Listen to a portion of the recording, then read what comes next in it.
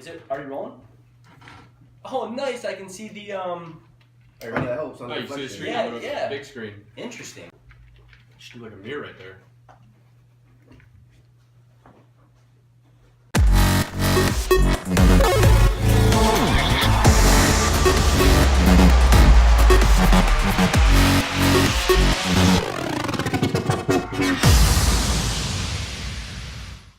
What's up? Welcome back. I want to keep that in there. Episode 11 of The Granddad Show. Welcome. Today we have a very special guest, John? Mosher from Mosier? M2 Mosier. Mosier. It's alright. Mosier. Happens to me all the time. Oh. It's Okay, okay. there's It's alright. Akey, I have Chris eight, so- Ock, Chris Akey. Yeah. Yeah. Aki. Mine's easy. Yeah. It's Ross. No one mispronounces Easy. my name. You're pretty basic, man. I'm basic. My name We might need be Jean basic, here for but that. I am She not says- basic at all. Everybody knows I'm not basic. So, broke the double digits, episode 11. Very special guest, friend, client. We have a great relationship with that. And he's from M2 Scientific. Add the With S. an S? Yeah, Yep. add the S. Hey, I got it, man. Yeah, Add the S. good job, We'll man. put a link right there. Charles, the captain. See, I looked like it was going to actually be above our head. That's good because it'll One go day. bing as I point. It'll look. Mhm. You'll put it right there. I think I So want to. Wonderful. yeah. So as you guys know, our content. We're talking about entrepreneurship. We're talking about marketing. We're talking about tech, business. Pretty much our content's geared for business people. If you're marketing to the hustler, entrepreneur, starting a company, and John has a pretty unique story that I kind of want to open up to him because I have a similar story. We have parallels. Actually, Brandon probably the same thing too. Mhm. And I'll let you know about what we're going to talk about because we kind of briefly talked about it. John was like, "Hey, what kind of content are we going to talk about?" And I was like, "Hey, man, we just kind of freestyle it." And then I started thinking, I was like, you know what though, we could actually pick a very broad subject. And the broad subject I thought about was starting a business from not knowing the industry. Sure. You guys see where this is going, right? Yeah. Because John, I'll let him tell you what he does, but he had no clue, getting into it. And the beautiful thing about everything out there in the internet, the phones, right, YouTube, we can access Yeah. these things. We can teach ourselves. It's no different from college or trade school. If you could apply that knowledge and get there faster. I'm the same way. Grand apps, I had no idea about mobile apps or tech or marketing. I went to school for just general business degree. You were accounting. I was accounting. I had no idea about sales. I had no idea how to talk to CEOs, how to sell a product, how to pitch a product, how to really communicate and get my point across. I was in accounting. I just sat behind. I was crunching numbers all day. So it was definitely a self-taught industry for me to get into. Yeah. So tell me your story, real quick, brief. How you do your pitch. So, the owner of M2 Scientifics, we're actually a lab supply and equipment company. So, our client base is universities, various industrial production. So, it's a long story how we got into it. But as Chris had said, it's a very interesting industry for us. So, my brother and I, he's part owner, we came into it from the auto parts industry. So, very weird parallel. Right. Very odd. Yep. Right? So, Was it the same too? Industry? what's it? Yeah, he was He all, was the yes, same? yeah, Okay. so we actually worked for the same company. I did not know that. So very odd for us to come into this market. So Right. what we started out by doing was we did like you had said. We went online, we read, we did a lot of How'd research. you pick that niche though? I'm kind of curious. That's a very long story, but let's just say I had another business prior, Yeah. and I was actually a trade assistant. Everybody does the eBay stuff. Yeah. Right? Remember that? Remember Yeah. that when that was cool? Yeah. Right. So I wanted to be cool, and I did an eBay thing. Right. What And about Amazon? You ever get on there, flip or go? you know, I haven't for sold on platform? Amazon yet.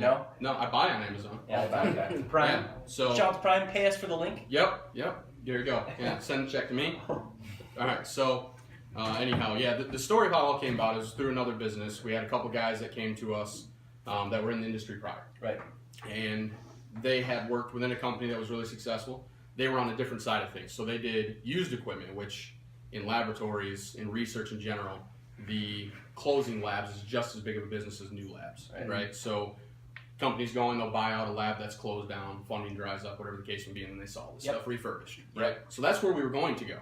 So as we were doing research, we did something a lot of people don't do. We actually reached out to people that would be our competitors, essentially. Which is, Right. I would say, a great step. Yeah. Right. Good for you. Yep. People, you need to. Yeah, a lot of people don't do that. Yeah. Now, some of the responses that we How did got. you reach out? Did you reach out I'm coming into the market as a competitor, or is it more or less like the dumb card? No, I was very straightforward. Were you? That's good. No, I was Yeah. very straightforward. So I said, this is what we're looking to do. This is how we want to launch. Right. What's your advice? Right. So, needless to say, some of them came back, and it wasn't favorable. Right. Yeah, it was fine. We understood that. But then there was some that came back and they're like, well, hey, let's get you set up as a dealer and here's the forms. And we're like, whoa. So we started filling out the forms. And then we went to the new industry. So we completely changed altogether. We went from working, we're going to do the used stuff, and then we went to the new because these opportunities came up. So through asking questions, we were on to a new opportunity. Right? So at the time when we came in, which was only 4 years ago, which doesn't seem like a lot of time, but at that time, this industry, as you guys know now, helping us out with our social and everything, it's a pretty traditional industry. Very. So it's very old-fashioned. So when we launched with a really nice website. Well, nice versus the standard, right? So we did this nice website, and that helped. That started getting us going. Because people were like, hey, I can't go to this site and shop online. Perception and brand It's exactly. 100%. Perception is We've talked about many times, but yeah. Yeah, perception is huge. I mean, we still get it to this day. People think we're a lot bigger than we are. Yeah. Right? That was the same And with it's- apps. People are like, you guys must be like a 20 million. I'm like, someday maybe, but thank you. We're getting there. Thank you for the compliment. Yeah, We're getting there. We're working on it. I Yeah, get no it, doubt. man. I get it. Yeah. So very interesting. And then from there, the other companies that came off it. So Taylor Shelving, we're launching that here soon.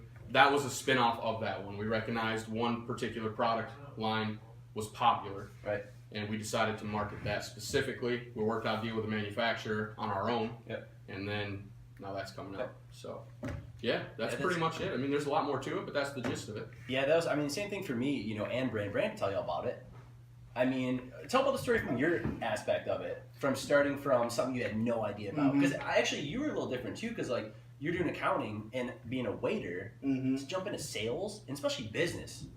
It was, man, okay, so I'm gonna keep my story. I could talk for all day about it. So We all could, yeah. This could be a Exactly. We could be If I ramble a little bit, I'm sorry. Charles, He's like, I wish you guys out there could see his face about that. That's pretty. So for one, the reason I got into it, I had a lot of people just telling me, you're doing the wrong thing. Like honestly, I would tell everybody, I was serving, like you mentioned, I'll go up to tables and I'll say, yeah, I'm going to school getting my accounting degree, and I would get like faces like, really? You're going to become an accountant? Because I'm personable, I like to talk, I like to engage, all those things that most people don't really put into the traits of an accountant, but I just like numbers. It's something that I started college, it's like, I'm just going to do it, just going to be an accountant. I had no other thoughts. But then as I progressed throughout my school year, and I started to not really have that much interest in accounting. And all my good friends were like, man, you be getting sales. Chris, best friend, said, hey, man, I see you being very successful within Grand Apps. He was like, you can come and do the books. He was like, you like numbers. You can still crunch the numbers. But I see you can be very successful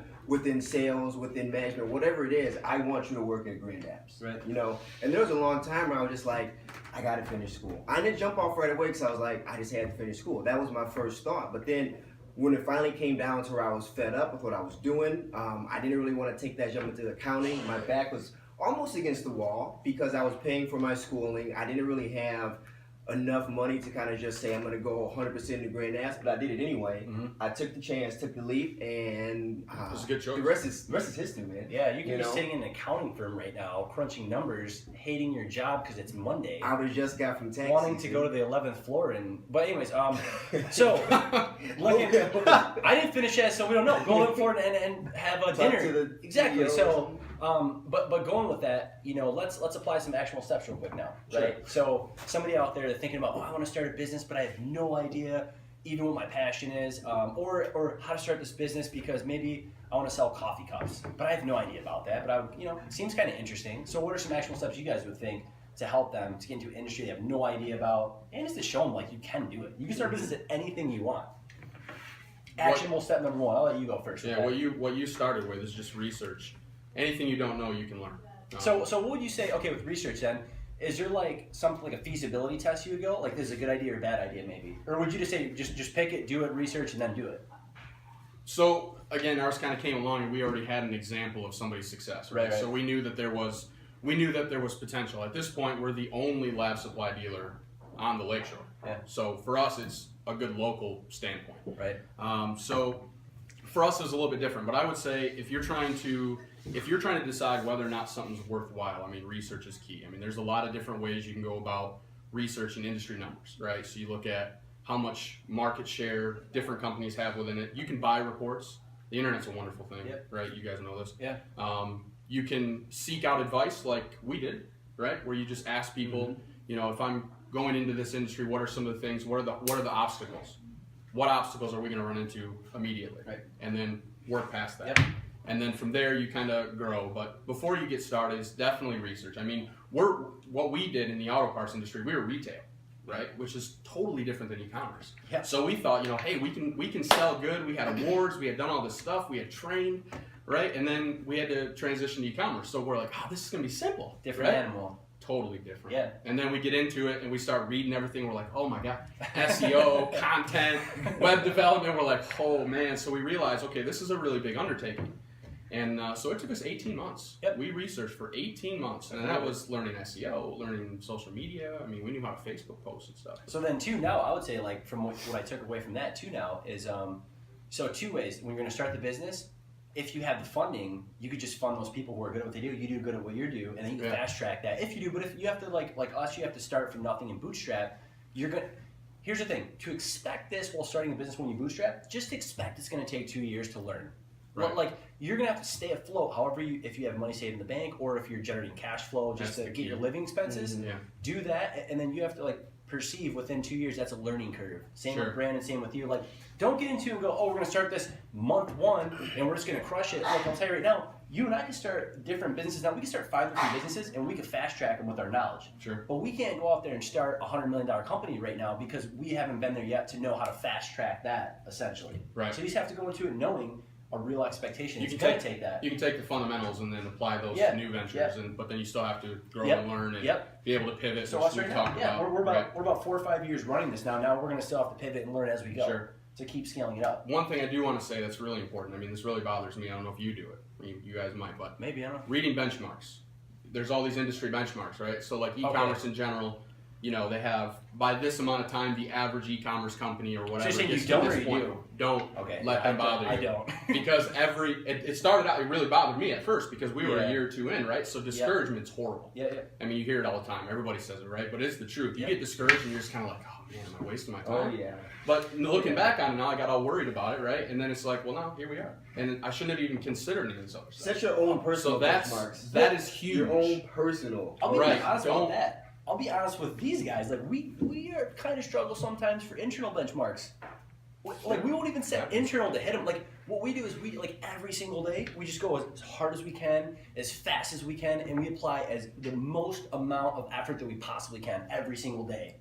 Like we should have more benchmarks, I would say. But yeah, I was the same way. My first 2 years, I would compare my company to other companies, and that was my like benchmark. Like, oh, how many employees did they have?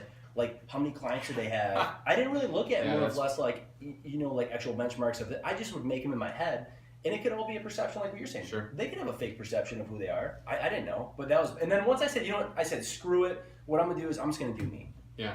And everybody That's has when I different started seeing it. circumstances. Exactly. Some people have more resources Some to start. came in with some $1 don't. million. Right, exactly. Some Some have have marketing less. budgets right up front.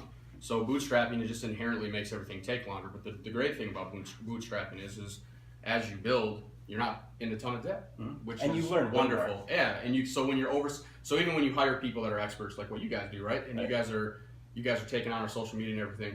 We can at least watch what you're doing, Yep. and we learn from it. Yep. But we also know what's going on, Yep. which is kind of nice. Yep. And right? you can learn together and grow. So, Exactly. Exactly. Yep. So it's a great thing to know a little bit of everything, but don't try to master everything. I was gonna say we never really hired any experts. We always just hired and then learned into the trade. Yeah. Sure. We're You getting know- there now, though. Oh, Like, yeah. Most where it's like definitely. that's what I learned. Like, Yeah. it's, but when we came, we're like underdog. Like we just be like, hey, like who has first we hired based on passion. Who's got passion and drive and work ethic, and then as you scale up, like it's now you'd have to bring in like A-level talents. Mhm. As you scale up the core, it's how you have to do it. It's how you have to scale companies. It's business, but Right. yeah. So that's no, that's good, man. So how was it? Good. Good. See, Awesome. so it's funny though, because we're kind of talking about this, and on a closing note, he's like, man, doing this, he's like, man, I want to make sure I'm comfortable. So we made you feel comfortable, right? Yeah, man. It's this this conversation, First, it's not- first time I've done this. It's not what you would think. First right? time I've done this. It's But like- hey, I got this guy. I know, I got right? this guy. It's all good, He's man. got It's perfect. the pretty smile, so it makes it easy, man. That's what we got. So I'll put the link up here. Check out the website. Go to the social media page. Like it. Thank you guys for watching. We'll see you guys episode 12. 12. I got you. That's why I got Brandon That's why Mike Brandon's Collins. here. Got you. He's got the numbers.